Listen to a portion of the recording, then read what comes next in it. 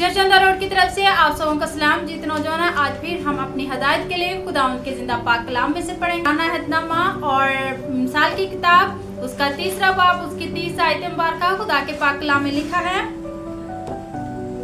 खुदा के कलाम में लिखा है, अगर किसी ने तुझे नुकसान ना पहुंचाया हो तो उससे बेसबब झगड़ा ना करना।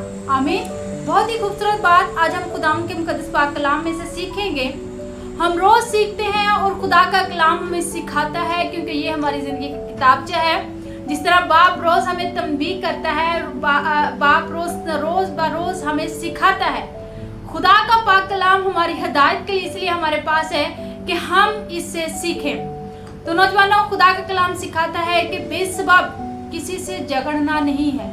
बेशक आज सोशल मीडिया पर या हो सकता है हमारे दोस्तों में, हमारी गैदरिंग में हमें छोटी छोटी बातों पर लान तान किया जा रहा है या छोटी छोटी बातों पर हमें तंग भी किया जा रहा है। तो याद रखें, खुदा का कलाम बहस व मुबासे से हमें रोकता है। खुदा का कलाम लड़ाई झगड़े से रोकता है। जैसे कि अभी हमने पढ़ा, कलाम बयान करता है कि अगर हमें किसी ने नुकसान नहीं पहुंचाया तो हमें झगड़ने की जरूरत नहीं है।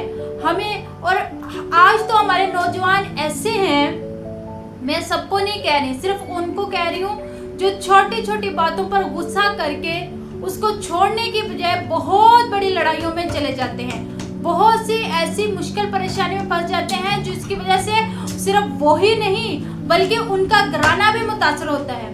उस लड़ाई की वजह से बाज़-औक़ात तो नस्लें भी बर्बाद हो जाती हैं। तो अजीज नौजवानों, खुदा का कलाम इसीलिए हमें लड़ाई झगड़े से दूर रहने बल्कि अपनी मोहब्बत में पढ़ने का दर्स देता है। हमारा खुदा, जिंदा खुदा, हमें हमेशा मोहब्बत और सुलह का दर्स देता है। जब हम खुदा का पाक कलाम रोमियो का खत पढ़ते हैं तो वहाँ पर लिखा है कि जितना हो सके आदमियों में सुलह करवाई जाए। कि हम में अगर किसी को आप देखते हैं कि लड़ाई झगड़ा है, इख्तलाफात बढ़ रहे हैं, तो उनको खत्म करने की कोशिश करें, ना कि उनको बढ़ावा दें, क्योंकि कलाम बयान करता है ये। हम जब हम याकूब का खत पढ़ते हैं तो वहां पर लिखा हुआ है कि तू सुनने में जो है वो तेज हो और बोलने में धीमा और कहर में भी धीमा हो, क्योंकि हमारा खुदा, जिंदा खुदा, ये नहीं चाहता कि हम लड़ाई झगड़ों में पड़कर हम गुस्से में आकर ऐसे गलत कदम उठाएं या गलत फैसले करें जो हमारी ज़िंदगी के लिए और बहुतों की ज़िंदगी के लिए जो है वो मुसीबत परेशानी का बायस ठहरे। बाज़-औक़ात हमारे मुंह से निकले हुए अल्फाज, वो एक छोटी सी बात बहुत बड़ी लड़ाई का, बहुत बड़ी मुसीबत का बायस बन जाती है। इसलिए बोलने में हमेशा धीरे रहें और लड़ाई से हमेशा दूर रहें। हमेशा खुदा के कलाम के मुताबिक, जिस तरह खुदा का कलाम बयान करता है। यीशु मसीह को देखें तो यीशु मसीह पर इल्ज़ाम लगाए गए,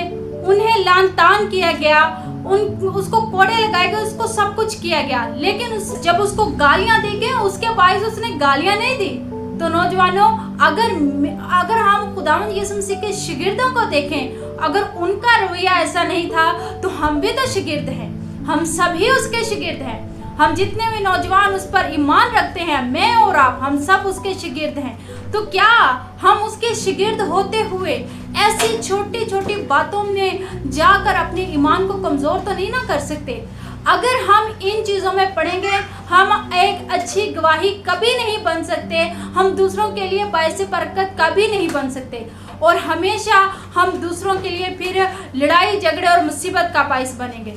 तो हमें हमारी ज़िंदगी में एक ऐसी गवाही को पैदा करना है, हमें सुलह करवाने वाले, खुदा की मोहब्बत को ज़ाहिर करने वाले बनना है, ताकि खुदा का नाम इज़्ज़त और जलाल पाए। तो मेरे अजीज़ नौजवानों, चर्चंदा और खुदा का कलाम हमें सिखाता है कि हमें लड़ाई झगड़े से दूर रहना है और आपस में सुलह और मोहब्बत कायम करनी है, ताकि खुदा का नाम इज़्ज़त और जलाल पाए। बेशक आज का कलाम हम सबों के लिए बायस बरकत ठहरे। God bless you.